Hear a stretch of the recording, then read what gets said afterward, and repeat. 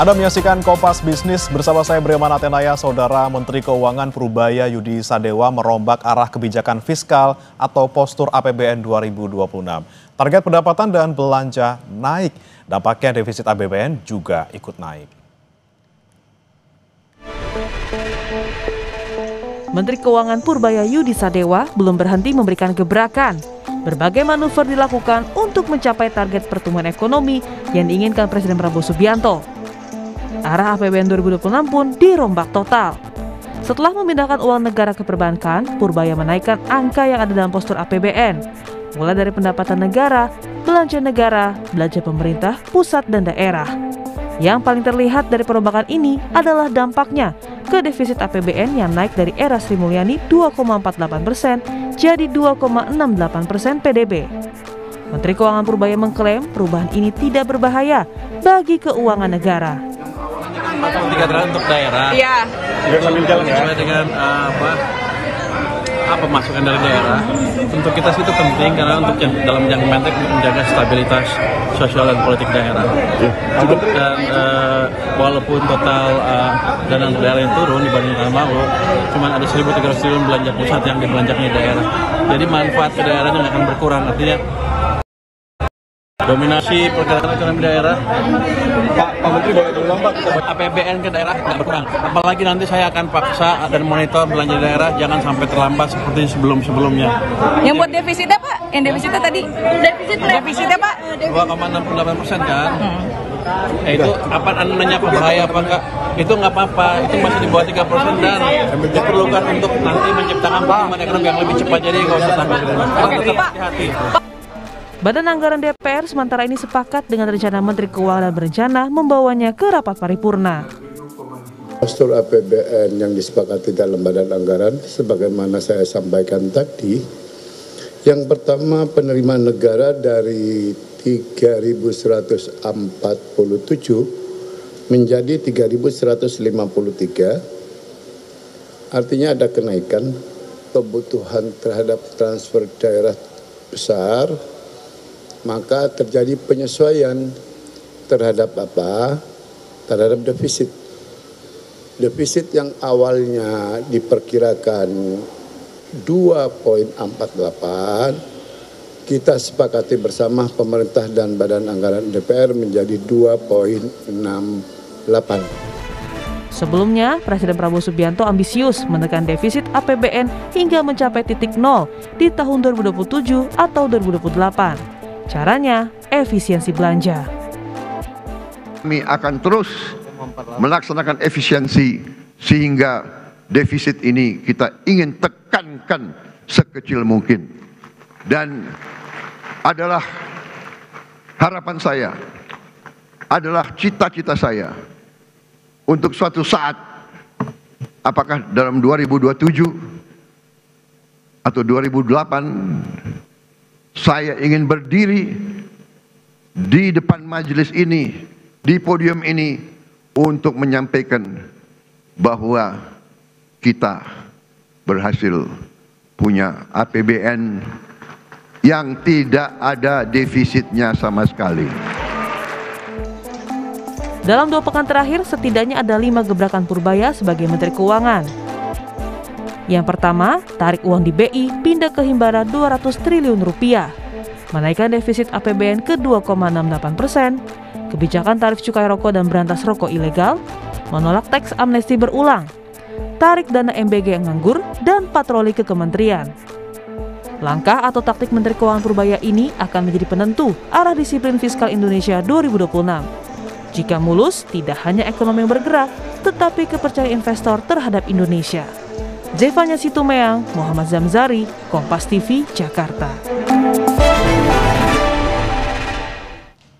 Menteri Keuangan Purubaya Yudi Sadewa memastikan perombakan APBN 2026 tetap akan disiplin supaya fiskal pemerintah tetap sehat. Lantas akankah gebrakan Menkeu Purubaya sejalan dengan keinginan Presiden Prabowo Subianto? Kompas Bisnis akan mengulasnya bersama dengan Direktur Eksekutif Selyos Bima Yudhistira. Selamat pagi Mas Bima. Selamat pagi. Ya, Mas Bima, ini kita lihat Menkeu merombak APBN 2026 nih, mulai dari target pendapatan, kemudian belanja, sampai defisit semuanya ini naik gitu ya. Terus bagaimana menjaga APBN kita yang ekspansif ini tetap disiplin tapi tetap prudent juga gitu? Yang jelas APBN itu perlu untuk lebih ekspansif. Kenapa? Karena memang selama ini masalahnya ada di sisi fiskal. Di sisi fiskal yang akhirnya menghambat ekonomi, seperti misalnya efisiensi anggaran yang dilakukan sejak awal tahun 2025. Tapi pertanyaannya, kalau dia mau ekspansif, pos belanja apa yang harus dilakukan ekspansi? Nah, itu yang menjadi pertanyaan krusial. Karena bukan hanya sekedar nominal, tapi juga kualitas belanjanya. Kalau yang diekspansifkan adalah belanja yang terkait dengan infrastruktur dasar, pelayanan publik, yang terkait dengan ketahanan pangan, itu nggak ada masalah. Tapi kalau ada belanja-belanja yang dikalahkan hanya untuk misalnya menaikkan pos anggaran belanja yang lainnya, nah ini harus hati-hati. Contohnya transfer daerahnya naiknya hanya kecil, tapi sebenarnya dibandingkan tahun 2025 kan turun. Tapi dia mengorbankan apa? Transfer daerah yang kenaikannya tidak terlalu tinggi. Salah satunya adalah mengorbankan misalnya belanja pendidikan itu sebagian diambil untuk makan bergizi gratis. Kemudian ada kenaikan anggaran pertahanan, anggaran keamanan yang nilainya cukup tinggi. Nah, ini yang harus diatur oleh Pak Purbaya ke depan ini adalah memastikan mana pos-pos belanja yang memang dibutuhkan masyarakat. Yang kedua adalah pos belanja yang langsung berdampak kepada daya beli masyarakat. Tapi kita harus apresiasi nih, ada beberapa yang mulai muncul dari Pak Purbaya. Ini satu, dia menolak tax amnesty. Artinya menutup defisit APBN yang melebar, tidak menggunakan jalur tax amnesty karena beresiko pada moral hazard, orang jadi nggak percaya lagi sama pajak karena terus-menerus diampuni. Ada lagi misalnya menggantikan subsidi listrik ya secara bertahap ke depannya itu kepada pembangkit listrik dari energi terbarukan, dari panel surya. Ini hal yang harus diapresiasi karena memang ongkos produksi listrik di Indonesia naik turun karena masih bergantung dengan batu bara. Pak Purbaya ini sejalan dengan dukungan dari publik untuk bisa mendapatkan energi yang lebih bersih, tapi juga ongkos produksi ke depan dari listrik bisa jadi lebih aman. Itu artinya ada hal yang harus diawasi, dimonitoring bersama, sehingga pelebaran defisitnya bisa dorong ekonomi, konsumsi, lapangan pekerjaan. Tapi di sisi yang lain juga ada hal-hal yang harus didorong atau diapresiasi terkait dengan gebrakan Pak Purbaya, terutama dua hal itu. Kalau menolak tax amnesty, solusi dari penerimaan negaranya apa? Nah, kita kan banyak tuh, ada 254 triliun rupiah. Selyos itu memberikan rekomendasi kepada Menteri Keuangan. Salah satunya adalah pajak-pajak yang bocor di sektor sumber daya alam, sawit, batu bara, timah, emas. Itu banyak yang datanya nggak matching, itu kalau dilihat kepatuhannya maka akan ada sumbangan besar pada pendapatan negara. Ada lagi misalnya soal pajak karbon, regulasinya sudah ada, dijalankan aja. Itu bisa meningkatkan penerimaan, uangnya bisa menggunakan untuk berbagai keperluan di sisi subsidi energi. Jadi banyak hal yang bisa dikreasikan dengan Pak Purbaya, tapi kita lihat ini eksperimen tidak hanya gebrakan sesaat, tapi akan terlihat sebenarnya dalam postur final APBN 2026 harapannya.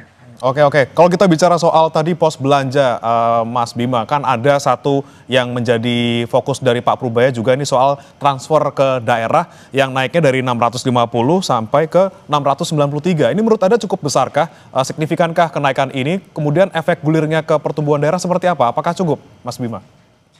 Ya, kalau dibandingkan dengan RAPBN 2026 era Bu Sri Mulyani naik transfer daerah. Tapi kalau dibandingkan dengan anggaran 2025 transfer daerah masih turun.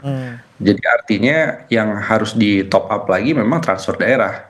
Pak Purbaya harus melihat bahwa ini era otonomi daerah. Daerah itu berhak untuk mengatur sumber anggaran, pendapatan daerah, transfer dari pusat ke daerah, itu punya ruang sehingga daerah tahu apa yang harus dilakukan perbaikan. Tapi memang sejak dulu isunya adalah daerah ini kalau sudah diberikan uang begitu besar, apa masalahnya? Korupsi, inefisiensi anggaran, beberapa daerah pemekaran baru itu 70-80% anggarannya habis untuk belanja birokrasi, belanja ATK, belanja pegawai, belanja perjalanan dinas. Ada banyak kritik terhadap anggaran di daerah, tapi kalau anggaran porsinya terlalu kecil, maka yang terjadi adalah kondisi seperti banyak daerah seperti Pati. Akhirnya PPB-nya naik, pajak-pajak retribusi naik, warung diintip dengan CCTV, sehingga didorong kepatuhan pada usaha-usaha yang sifatnya informal, jadi nggak pas. Jadi kalau Pak Purbaya ingin melakukan penyesuaian terhadap transfer ke daerah, maka Pak Purbaya harus mendorong dong tim asistensi bagaimana caranya Pemda ini bisa efektifkan belanja sekaligus cari penerimaan yang kreatif. Jadi banyak Pemda itu mulai mencari penerimaan dari ekonomi kreatif, ekonomi basisnya budaya, ekoturisme misalnya, dan sumber-sumber pertanian yang berkelanjutan, perikanan yang lebih modern. Jadi Pak Purbaya juga punya tanggung jawab itu. Kalau postur transfer daerah tahun depan sebenarnya masih rendah dibandingkan tahun 2025. Jadi walaupun ditambah tetap harus ada asistensi ya biar efisien dan juga tidak diselewengkan gitu dananya. Tapi Mas Bima, kalau kita bicara soal guyuran likuiditas ke bank yang 200 triliun ini, Mas Bima, diantaranya kan bisa dimanfaatkan oleh Koperasi Desa Merah Putih ini. Kita lagi-lagi ngomongin soal Koperasi Desa Merah Putih. Ini bagaimana pengawasannya kalau melihat Anda ke depannya? Ya, yang menjadi pertanyaan seberapa banyak koperasi, bukan Koperasi Merah Putih berdiri, bukan seberapa banyak titik dari Kopdes Merah Putih. Tapi pertanyaannya adalah seberapa banyak Kopdes yang siap menerima pinjaman kredit. Artinya apa? Manajemennya udah siap, ekspansi bisnisnya juga sudah terukur, proposal bisnisnya jelas. Nah, kalau Kopdes-Kopdes yang memang sudah clear, dia jelas, dia tahu mau kemana dengan uang pinjaman dari Bank Himbara, tentu bank juga nggak akan capek untuk melakukan analisis resiko kreditnya. Tapi kalau ini baru berdiri, kemudian pengurusnya juga belum jelas, apa yang mau dijual, kemitraan dengan BUMN-nya juga misalnya tidak dilanjutkan, maka bank wajar dong, jangan dipaksa untuk menyalurkan likuiditas kepada Kopdes Merah Putih kalau dari sisi Kopdesnya memang belum siap. Karena yang terjadi adalah dua hal. Yang pertama resiko kredit fiktif, karena dikejar target bank-bank BUMN-nya. Yang kedua adalah NPL atau kredit macetnya juga bisa mengalami kenaikan. Maka memang harus diseleksi lagi. Tidak selalu penugasan itu dipenuhi 100%.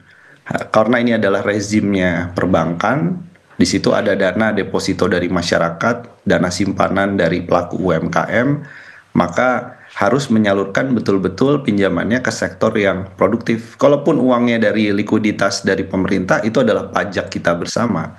Maka itu harus dipastikan Bank Himbaranya prudent. Bank Himbaranya memang betul-betul bisa tepat sasaran. Satu lagi adalah, gimana nih caranya di luar dari Kopdes Merah Putih, pinjaman produktifnya bisa tersalurkan. Kuncinya adalah dari demand side, atau dari sisi permintaan.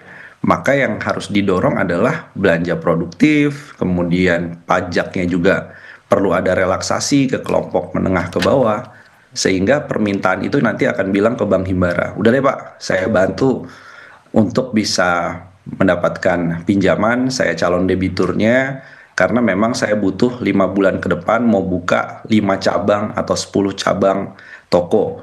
Nah itu bisa muncul, Bank Himbaranya juga happy karena memang permintaannya murni, bukan hanya karena diberi penugasan ke program pemerintah. Oke, demand produktif yang benar-benar dari bawah, dari masyarakat gitu ya, yang kita perlukan. Koperasi Desa Merah Putihnya juga harus diperjelas operasional kalau misalnya mau diguyur uang dari pemerintah seperti itu. Tapi Mas Bima, ini kan salah satu yang menjadi poin juga oleh Pak Purbaya nih soal makan bergizi gratis. Kalau penyerapannya tidak optimal bakal ditarik itu dananya. Ini seperti apa kemudian seharusnya penyerapan di MBG ini dan seharusnya ditarik kemana ini dana dari MBG? Kita akan bahas usai jeda berikut, Mas Bima. Tetap bersama kami, saudara, di Kompas Bisnis.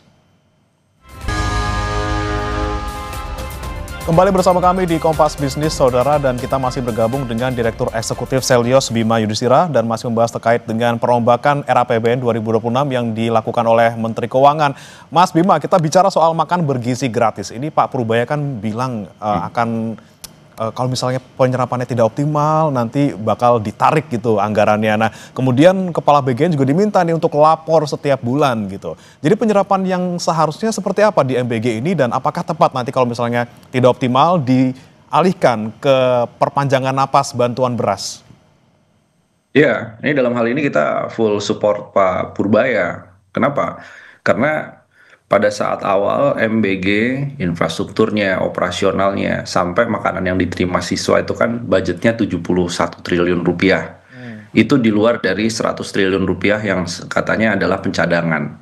Jadi kalau 71 triliun rupiah sudah dialokasikan dari pajak atau dari utang atau dari silpa tahun sebelumnya, ternyata sampai bulan Agustus, Juli Agustus, itu serapannya masih kecil sekali itu, masih di bawah 20%, bahkan di bawah 15%. Artinya apa? Ini alokasi jadi dana menganggur, jadi dana yang tidak terserap. Kalau ini terus dilanjutkan dengan sisa 3-4 bulan efektif sejak Agustus, yang terjadi adalah silpanya terlalu besar. Silpa penting, kita punya silpa selisih anggaran lebih ini untuk pembiayaan program tahun depan, belanja pegawai. Tapi kalau silpanya terlalu besar, ini artinya terjadi perencanaan yang nggak matching dengan realisasi. Pak Purbaya benar, tarik aja itu uangnya. Kalau tidak bisa mencairkan, tariknya gimana?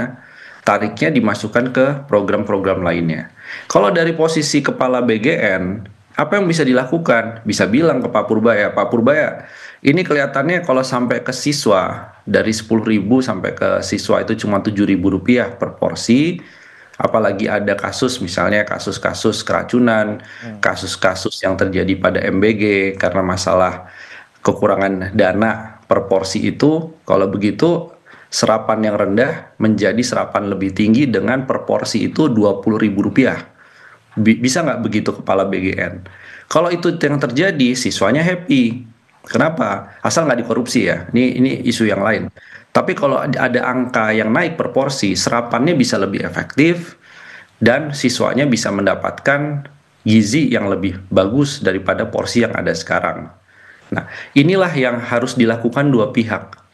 Tapi kalau nggak berubah juga, BGN tetap business as usual sampai akhir tahun akhirnya serapannya kecil, lebih baik dari sekarang ditarik sebagian anggarannya untuk bantuan tunai langsung, ataupun misalnya mendorong penciptaan lapangan kerja di padat karya, bisa juga masuk kepada program terkait dengan kredit usaha rakyat.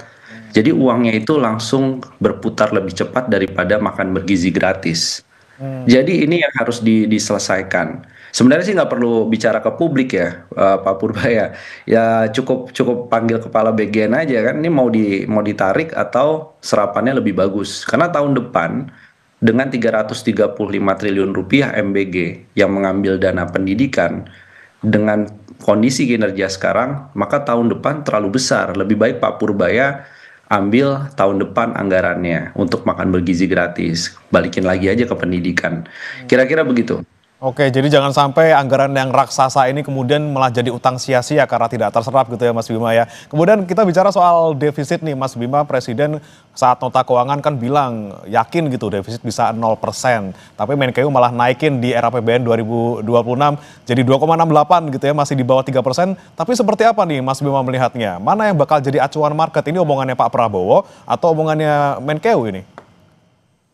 Iya, Pak Prabowo itu konteksnya sebenarnya defisitnya bisa 0 itu karena Danantara menyumbang penerimaan negara lebih besar ke depannya pada waktu di pidato nota keuangan.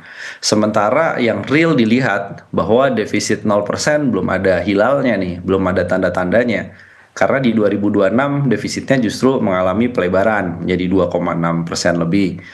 Tapi apapun itu, apapun Pak Presiden atau Pak Purbaya, pada intinya adalah fiskal yang sehat dan berkualitas itu yang harusnya menjadi diskursus di dalam pemerintahan. Jadi kalaupun 2,6%, bisa nggak ekonominya tumbuh di atas 5,2% atau 5,3% tahun depan?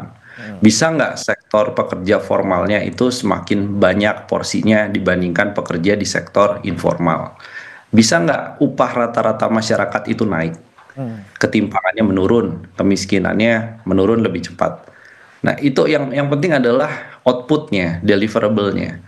Nah, kalau dari sisi Menteri Keuangan, Pak Purbaya harus berpikir juga, dia punya tanggung jawab. Tanggung jawabnya, kalau defisitnya menjadi lebih lebar, gimana caranya saya dorong Dirjen Pajak untuk cari penerimaan tanpa membuat masyarakat marah? Tadi ada 254 triliun yang disarankan oleh Selyos tanpa mengganggu daya beli itu bisa. Nah, yang kedua adalah kalau pemerintah harus menambah utang, ada loh sebenarnya solusi utang itu bukan bertambah, tapi program belanja bisa jalan, utangnya berkurang. Maka membuka ruang renegosiasi dengan para kreditur utang. Bilang aja, MBG butuh anggaran 335 triliun. Bank Dunia, ASEAN Development Bank, ataupun dari negara-negara seperti Jepang maupun Tiongkok, bisa nggak utang Indonesia bayarnya nggak usah sebesar yang kemarin, tapi Anda membantu program MBG dengan lebih bagus ke depannya. Nah, itu bisa, jadi beban utangnya bukan nambah, beban utangnya berkurang, tapi program pemerintahnya bisa berjalan lebih bagus. Itu yang namanya pertukaran utang atau debt swap. Jadi cara-cara yang kreatif ini harus terus dicoba, di-exercise oleh Pak Purbaya. Makanya kalau tax amnesty bukan solusinya dan kita mendukung Pak Purbaya untuk menolak kalau ada DPR yang minta ada tax amnesty jilid 3, ya tolak aja itu Pak Purbaya, itu udah bagus. Solusinya apa? Dari Pak Purbaya agar rasio pajaknya itu bisa terus mengalami kenaikan tanpa bikin orang marah. Itu sebenarnya solusinya ada. Jadi tinggal Pak Purbaya ini mumpung lagi confidence, lagi percaya diri, jalankan aja tuh input-input dari publik yang bagus, exercise jalankan. Oke, jadi nggak masalah ya, defisitnya nggak harus 0%, asalkan masih di bawah 3%, ekspansif tapi produktif gitu ya. Jangan sampai ekspansif tapi kemudian tidak terukur, dan jangan lupa nih nambel defisitnya jangan bebani rakyat, harus kreatif juga tadi seperti Mas Bima bilang. Terima kasih Mas Bima Yudhistira, Direktur Eksekutif Selyos sudah bergabung bersama kami di Kompas Bisnis. Selamat pagi Mas Bima. Terima kasih, selamat pagi.